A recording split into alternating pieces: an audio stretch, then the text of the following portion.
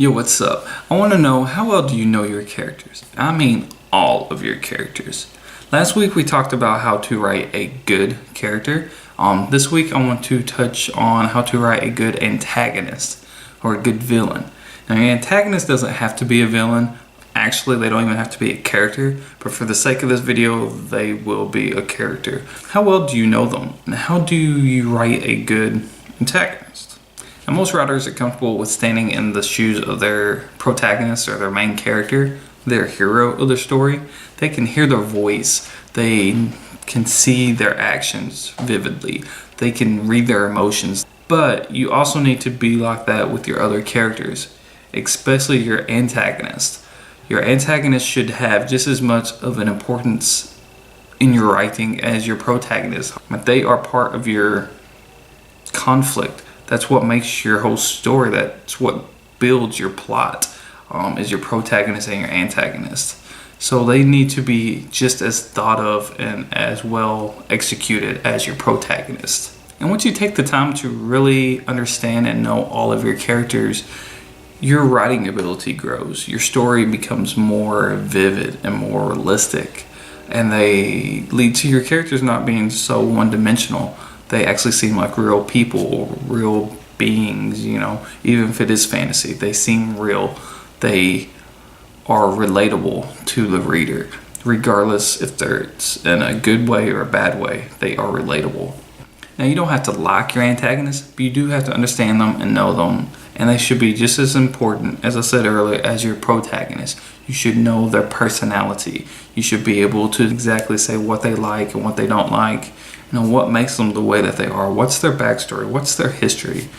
What is the fuel to their fire? Now, by no means does this mean you have to explain their whole life story within the pages of your book. You do not have to do that. It is basically for your own knowledge.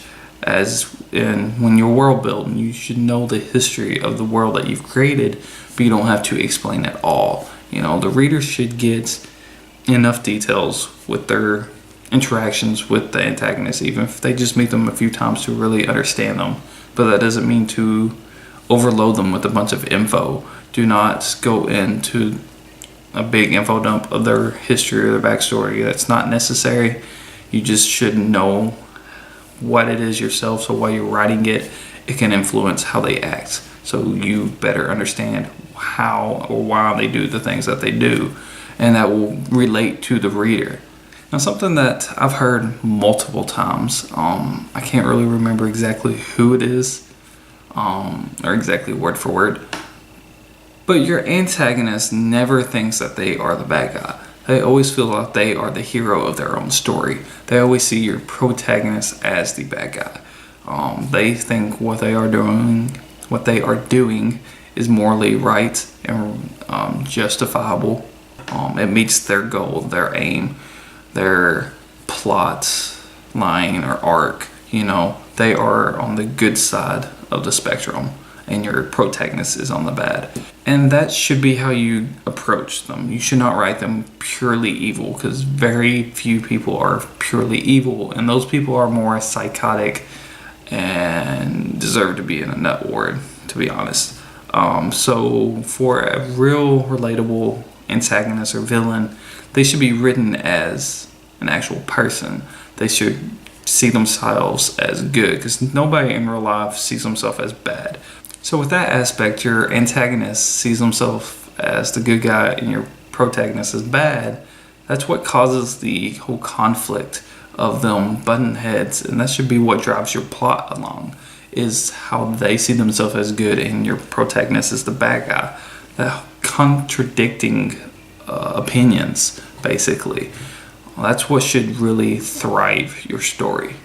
And once you get into your antagonist's head and you start seeing them as more of the protagonist and your protagonist as the antagonist, you really start to understand where they're coming from. You really begin to develop them more, and they don't seem just one-dimensional. They seem realistic, and you get to experience things that you would probably never really expected from your antagonist. You actually start feeling emotions for them.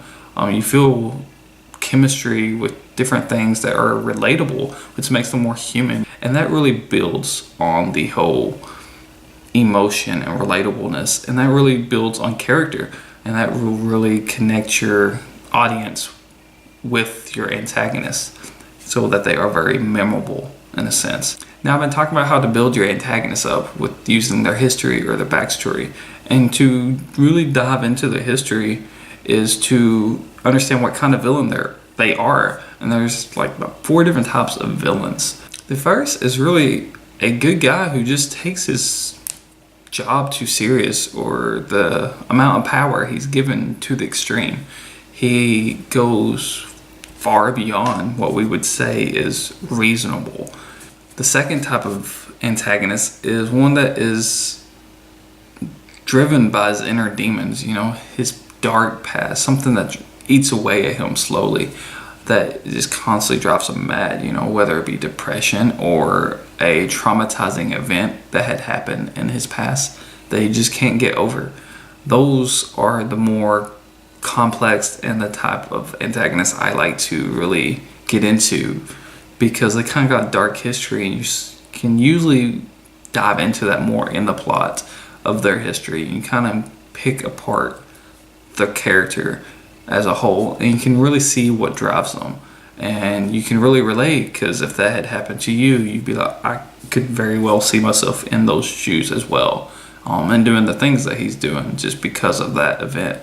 The third type is the bully. They don't really have any self-control. They don't feel remorse for picking on people. They just want to pick on and make fun of anybody lesser than them, anybody that they feel is weaker, anybody that they might be threatened by. They want to cut them down while they can. They're just a bully. And the last kind is, like I mentioned earlier, the complete psychopath. They aren't all there mentally, in a sense. They are psychotic. You never know what they are going to do. These type of antagonists tend to kind of come off as forced or faked in a lot of stories, because they do a bunch of random stuff that is not predictable, and you feel like the author is just trying to make them do something that they might not normally do, even though that might be their characteristic. Just the fact that it's completely random kind of comes off that way. Now, I'm not saying every antagonist like that comes off like that. There are authors that's done a brilliant job of doing so, as well as in film and stuff. There are antagonists or villains that are completely psychotic and crazy, and they actually come off the way that they're supposed to and are done brilliantly. But as a new author or someone who doesn't really do that kind of antagonist a lot, it can be a struggle. So now that you know the different types of antagonists, you can pick one for your story, whichever one you think would be a better fit for your plot and your characters, and what would really drive the conflict that you are wanting to incorporate into your story. And then you can build a history or a backstory for that character, and then you can really expand and make them relatable. And something else you could even do is to write chapters from your antagonist's point of view. You can see their side of the story. That way they can be more relatable, and your readers can understand better why your antagonist is doing what they are doing and such, and not just your protagonist. Because even though you still want your readers to root for your protagonist, and you want them to hate or dislike your antagonist, and they could even, grow to hate the antagonist even more. You can really build upon that, by showing him doing stuff in his own chapter that is completely opposite of your protagonist. Also, if you're doing third person, you could do, something that the antagonist is doing that your protagonist doesn't know that they're doing. And it will kind of add suspense, and your reader will be reading the pages like, oh my God, when's he going to find out that this is about to happen, or whatever, he's walking into a trap or something. And it kind of builds the tension and the suspense that way as well. So that's something else you can think of. That's basically all there is to writing a good antagonist, is just to write them as your protagonists, and really develop them as if they was your protagonist. Really get to know them, get inside their head, live their life in a sense, and that way you can really write them and it will come across as relatable to your readers. But yeah, that's it. All my links are down below. You can go click on them, follow me on social media, subscribe, click on the bell. I try to post a new video every week on Mondays, so